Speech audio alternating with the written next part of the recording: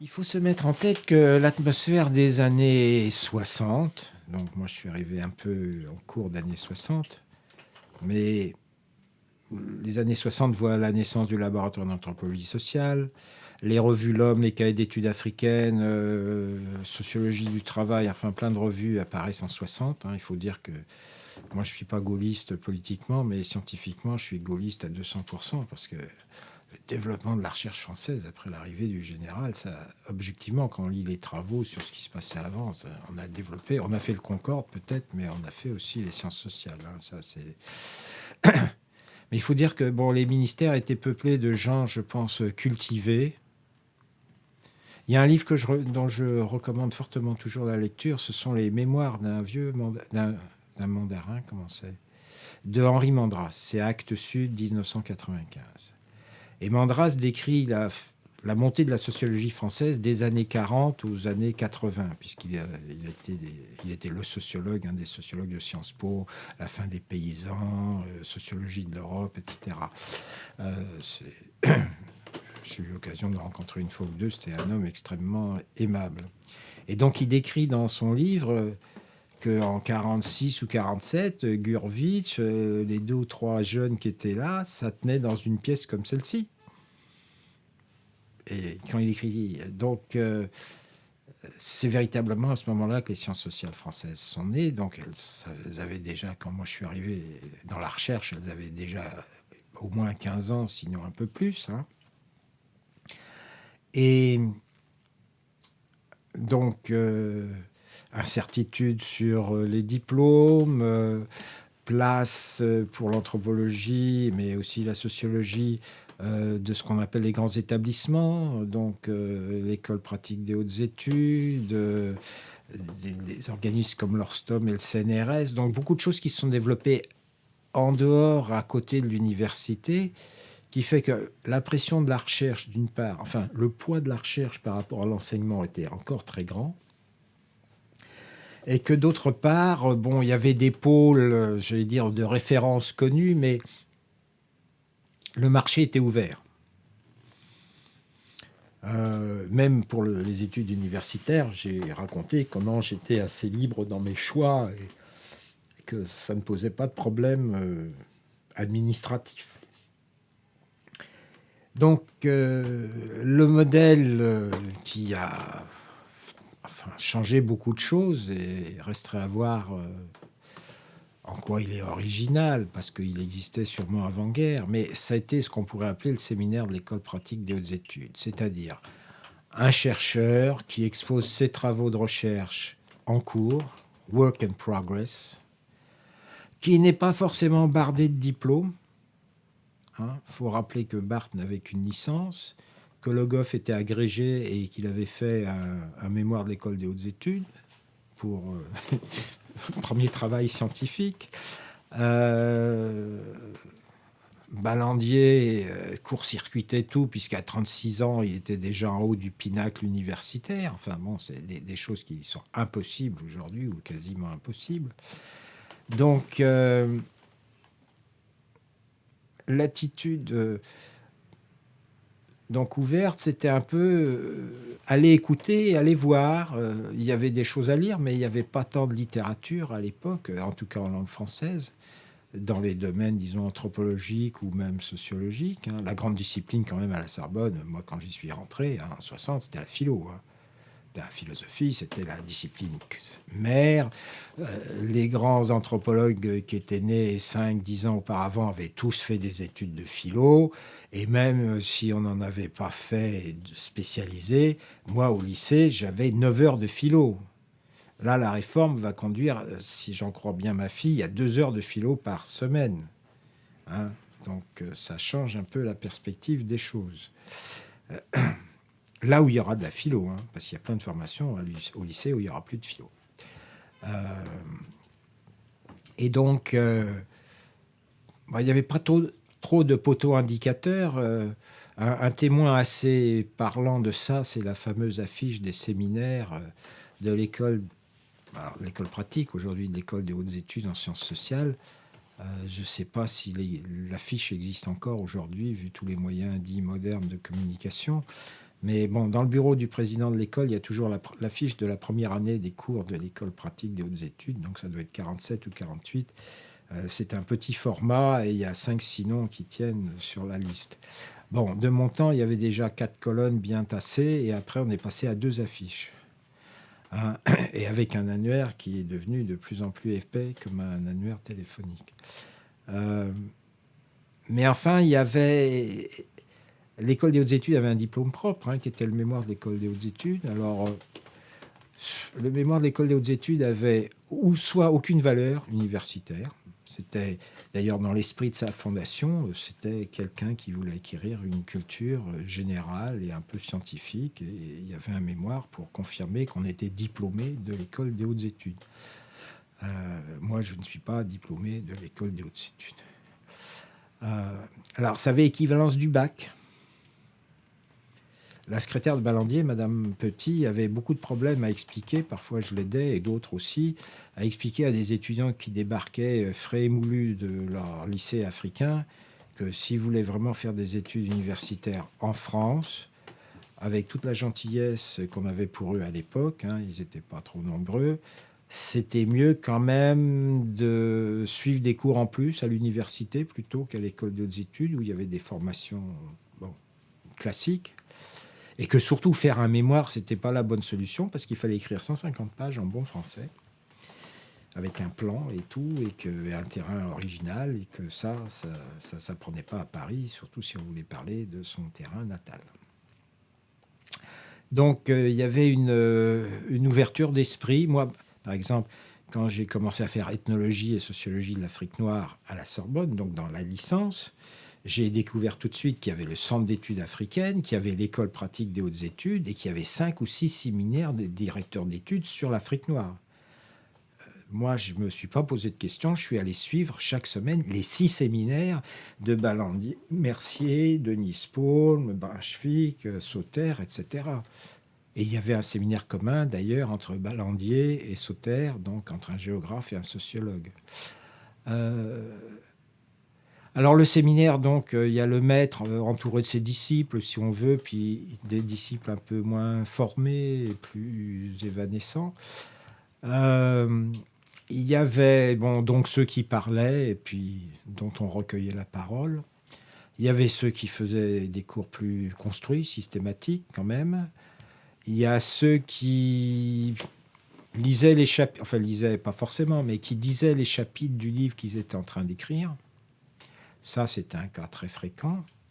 Donc, on avait vraiment une avant-première, hein, des primeurs. Et puis, ou d'un article éventuellement. Et puis, il y a ceux qui, c'est devenu un modèle d'ailleurs assez dominant, qui, à mon avis, posait problème. Enfin, un problème consistant à inviter des collègues à parler à côté de vous ou à votre place. Et puis évidemment, avec le développement de la formation doctorale et toutes les réformes qui s'en suivent, faire venir les étudiants qui non seulement écoutent, mais parlent aussi. Alors Ballandier, lui, très tôt, comme il était prof à la Sorbonne, à l'école des hautes études, il faisait un séminaire où les étudiants parlaient. Hein, et moi, je me souviens d'avoir fait un exposé sur Cheikh Anta Diop et je ne sais plus qui, et j'ai fait un séminaire avec Renaud Santerre. C'est là qu'on s'est connus, puisqu'on a fait un séminaire ensemble, sur un de ses auteurs. Et alors, supplément, gâteau, cerise sur le gâteau, c'était propre au centre d'études africaines. La secrétaire de l'époque, Madame Petit, dactylographiait le texte de l'exposé qu'on lui fournissait et distribuait ça le mois suivant aux élèves. Et à la fin de l'année, elle reliait ça dans une reliure qui était dans la bibliothèque. Donc, il doit y avoir une dizaine d'années, peut-être, je ne sais pas combien de temps ça a duré, de séminaires notés, enregistrés, rédigés, etc. Donc, ça circulait, ça faisait venir du monde qui venait, etc. Donc, en ce qui concerne les séminaires que j'ai suivis, avait bien 20 à 30, ou 30 personnes chez Ballandier. Mais donc Ballandier, Sauter et beaucoup de gens comme moi allaient d'un séminaire à l'autre. Ils se suivaient, ils n'étaient pas tous le même jour, ils se chevauchaient pas, etc. Et puis si on était curieux, on pouvait aller suivre des séminaires d'autres chercheurs dans d'autres disciplines ou dans la même discipline, mais en anthropologie, comme les séminaires de Lévi-Strauss. Alors les séminaires de Lévi-Strauss étaient, à cause de la personnalité de Lévi-Strauss, qui était quand même assez intimidante, il faut le reconnaître. Bon, Ballandier avait un peu le sens de l'humour, il, il aimait bien avoir des belles étudiantes dans sa salle de classe. Et bon, donc il y avait une petite vie sociale autour du séminaire. Hein. Puis alors à la fin du cours, tout le monde allait voir le prof pour lui demander ceci, cela. Bon, Lévi-Strauss c'était un peu distant, puis il y avait toute une hiérarchie autour de Lévi-Strauss, ce qui fait que si on ne pouvait pas parler au maître, on pouvait parler à un des chefs provisoires adjoints. Donc moi j'ai suivi un certain nombre de séminaires, y compris des cours au Collège de France. Bon, alors le Collège de France c'est très spécial, hein, parce que enfin, du temps des années 60-70, il y avait les bourgeoises du 16e, les mendiants de la rue qui, ce jour-là, rentraient parce qu'il faisait plus chaud, comme on dit, à l'intérieur. Bon, aujourd'hui, il n'y avait pas la mode intellectuelle comme aujourd'hui. Hein. C'était, je veux dire, à la fois plus professionnel et puis plus désordonné, quoi. Alors, le séminaire de Lévi-Strauss était assez différent, enfin, pour ce que je m'en souviens, parce que d'abord, les exposés étaient très longs. Enfin, tous ces séminaires étaient de 2 heures, en gros. Ce qui dit quelque chose sur la place accordée à l'exposé et à la discussion après. Donc, en gros, 1 heure d'exposé, 1 heure et demie, puis ensuite une discussion. Hein. Chaque fois que j'ai eu à faire un exposé dans le monde anglo-saxon, on m'a dit, Jean, c'est pas comme chez toi, nous c'est 45 minutes, et puis éventuellement 5 minutes de plus, mais tu n'auras pas 2 heures. Hein. Bon. Alors Lévi-Strauss, lui, il intervenait vraiment. Je ne veux pas dire que Ballandier n'intervenait pas, mais il a toujours été comme ça dans sa vie pédagogique et professionnelle. Il laissait chacun mettre de ses affirmations. Bon, il critiquait, il remettait les choses en ordre, mais lui, il développait ses idées, vous les acceptiez ou non. C'était difficile de critiquer parce que les gens n'avaient pas, évidemment, la culture professionnelle qu'il avait. Et Lévi-Strauss, c'était encore plus flagrant. Alors moi, je me souviens de 2 ou 3 séminaires, je les raconte toujours, mais je peux les raconter. Un avec un collègue, qui était en l'occurrence Jean Cuisonnier, qui était déjà un chercheur confirmé. Et après 1 heure et demie d'exposé, demi-minute de silence, et Lévi-Strauss demandant à Cuisonnier, qui était un jeune collègue, hein, mais déjà intégré largement au système, qu'est-ce que vous avez voulu dire exactement, monsieur Cuisonnier? Alors là, il y a eu un silence encore plus long, plus général. Tout le monde se disait, mais il sort un revolver, qu'est-ce qui se passe? Bon, il a répondu tant bien que mal. C'était sur les problèmes de la parenté en milieu arabe. Il avait fait sa thèse sur la Tunisie. Et bon, moi, ça me dépassait complètement, hein, parce que j'ai jamais été compétent en parenté. Mais bon, là, c'était un genre de question, absolument. Et je l'ai vu faire de même, par contre, avec aussi une doctorante qui, elle, faisait dans la mystologie amérindienne. Donc là, on était en plein dans du Lévi-Strauss. Et qui fait sa démonstration. Donc, il y avait des abeilles, des tapirs, tout ce qu'on veut. Et puis, au bout d'une demi-heure, il lui dit, mais votre abeille, là, c'est pas là, mot latin, puisqu'on est dans telle région, là, ça n'existe pas là-bas. C'est là. Alors, vous savez bien que là, elle fait pas le miel comme ça, parce que ça trompe. Enfin bon, un détail... comment dire, zoologique incontournable, je suppose. Hein. Moi, j'étais loin, j'étais jamais autour de la table parce que bon, j'étais pas avec Lévi-Strauss, mais j'étais dans un 2e ou 3e rang. Il y avait du monde, hein. Il y avait vraiment des sièges tout autour de la table du séminaire. Et là, en gros, c'était, vous êtes trompé d'identification de votre abeille, le miel, c'est pas ça, donc il se passe pas ça dans le mythe, et puis etc. Et puis il restait rien, quoi. Alors, je ne peux pas juger sur le fond, mais enfin, bon, pour en sortir vivant, fallait vraiment se lever de bonne heure, là. Et là, c'était, autant que je me souvienne, une doctorante. C'était pas Monsieur Cuisinier qui pouvait penser que, etc. Donc, cela dit, bon, Lévi-Strauss, moi, j'étais surpris. Il avait recruté Godelier. Donc, il a bien écrit quelque part que lui s'occupe des superstructures et que les marxistes, on s'occupe des infrastructures. Donc, alors Godelier avait tous les titres pour être un assistant ou je ne sais quoi de Lévi-Strauss. Mais enfin, quand on allait au laboratoire d'anthropologie sociale, en plus, il y avait les Cultural Area Files de Harris et compagnie. Et alors là, ça occupait la moitié de l'étage. Enfin, on avait l'impression qu'on rentrait vraiment, j'allais dire, presque dans un lieu sacré. Alors que le centre d'études africaines, à l'époque, c'était un tout petit truc. Et puis, bon, il y avait une secrétaire très gentille, très maternelle. Enfin, bon, c'était très différent.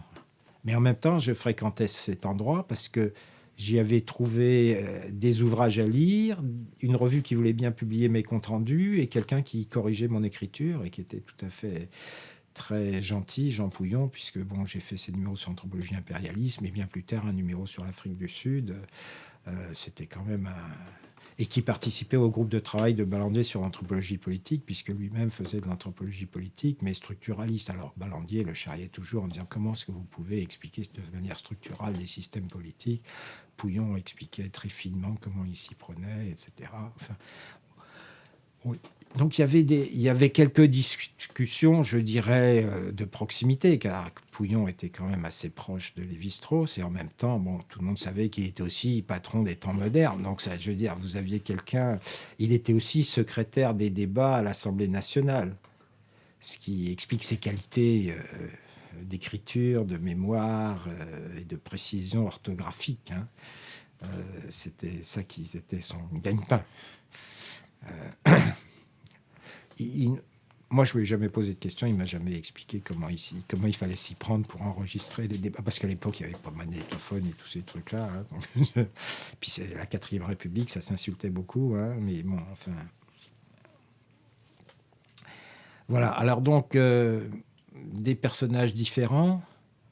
Le problème, c'est que du côté du centre d'études africaines, bon, moi j'avais plusieurs allégeances. Si je veux dire, il y avait Ballandier, mais il y avait aussi Sauter qui faisait beaucoup de choses en tant que géographe, mais en tant que responsable d'aires géographiques différentes. Il y avait Paul Mercier qui s'occupait des villes, mais aussi qui était l'anthropologue de l'histoire de l'anthropologie.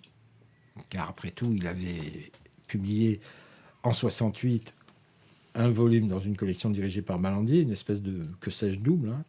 Et puis dans l'ethnologie générale de la Pléiade, le chapitre sur l'anthropologie culturelle, c'est Mercier. Et il avait fait une version aussi, j'ai appris ça après, dans l'Encyclopédia Britannica. Alors évidemment, bon, d'autres étaient... Denise Paume était plus du côté de Griot, si j'ose dire. Bon, elle était rentrée, je ne sais pas comment, puis c'était une enseignante ethnographe très précise et tout. Mais enfin, Denise Paume, c'était quand même l'anthropologue sur la véranda. Elle a décrit ça quelque part. Donc, ça reste ou ça reste pas dans la mémoire des enfants, si j'ose dire. Mais bon, faire venir les informateurs pour décrire quelque chose. Et puis, j'ai fait une publication Bon, elle a analysé les contes. Elle a beaucoup analysé la littérature orale. Alors, il s'est trouvé que pendant mon enquête au Sénégal avec Kouti, on a enregistré des contes dans notre village. Parce que les jeunes, quand ils ont vu qu'on avait un magnétophone, ils se sont dit, bon, on va leur raconter nos histoires. Et donc, ils nous ont raconté des contes. Alors, qui par rapport aux traditions Wolof, disons royales, épiques et tout, étaient de 4e catégorie. Mais c'était plutôt les histoires, les bonnes blagues qu'on se raconte, pas forcément entre jeunes, hein, parce qu'il y avait aussi des adultes ou jeunes adultes qui racontaient. Mais c'était un peu égrillard. Il y avait toujours des histoires de sexe qui faisaient le tour du village et qui s'introduisaient partout. Enfin bon, c'était... Et on a fait traduire ça par un des enseignants d'université. Et puis on en a fait un recueil. Ça a été une publication superbe, Renéauté, dont la patronne de l'impression à Dakar était très fière. Et puis, un peu... Donc ça, c'est en 68-69. Et moi, j'avais fait une introduction plus structuraliste que Moi, tu meurs, analysant les contes un peu à la Lévi-Strauss, sans y croire, mais enfin en trouvant qu'il y avait des éléments. Bon.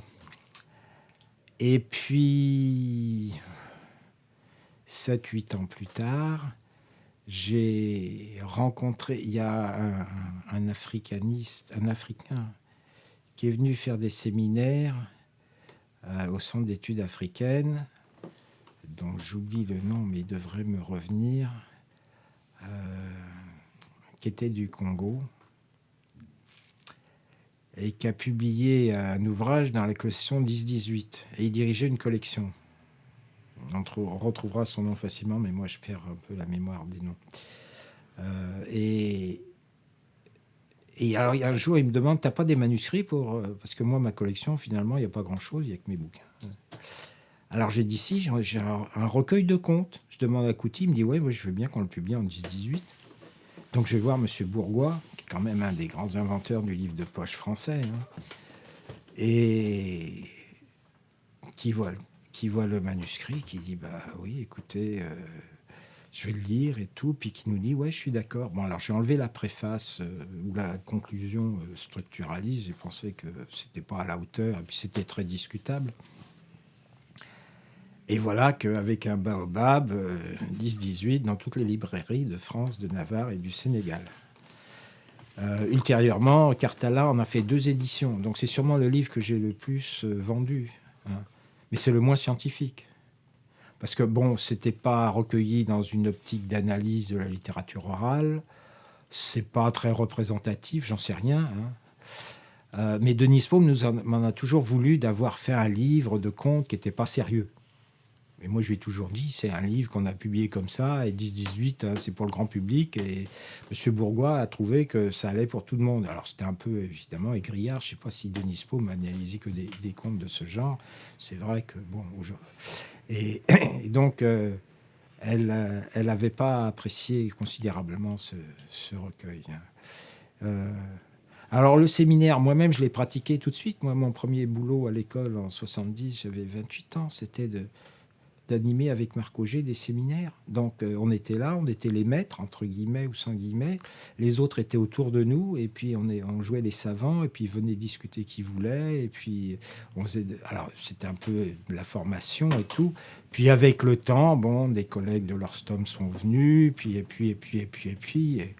au point que moi, bon, mon séminaire, quand je l'ai fait dans les années 70-80, j'avais jusqu'à 30-35 étudiants. Et mon séminaire sur les classes ouvrières était le lundi de telle à telle heure, au point qu'il y a des étudiants étrangers qui revenaient 2 ans après, à la même heure, en disant « Ah ben je savais bien que votre séminaire était là, etc. » Donc on en tirait évidemment une petite fierté, j'allais dire de faire comme les grands, peut-être de manipuler les séminaires de manière différente, parce que bon, je ne diffusais pas forcément des textes, mais de parler de sujets qui étaient peut-être plus d'actualité, d'un article de journal sur une question qu'on pouvait traiter de manière anthropologique ou autre. Et Auger était aussi, lui, de son côté, très partisan de ce genre d'intervention.